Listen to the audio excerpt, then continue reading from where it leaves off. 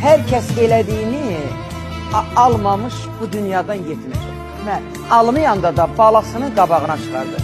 Hamı da bilsin ki 6-cı sinif kitabında Azərbaycan dilində bir südlü siyıq var. Bir şagird çox kasıbdır, corab toxuyur, balası satır. Uşaq heç nəyə dolana bilmir. Müəlliməsi bir gün dərsdən çıxanda gör uşağın əlində çoxlu corab var. Deyir, niyə bu corabları satmamışsan? Deyir, müəllimə yaydı, corab getmir. Müəllim uşağı aparır evə, corabları götürür. Deyir, südlü siyıq var, otur, ye ged. Uşaq yeyir, gedir, şans olur, uşaq ürək cərrahı olur. Asiyində gəlir təkir, bir xəstə gətiriblər, qocadır, ödəməsini eləyə bilmir, amma ölür.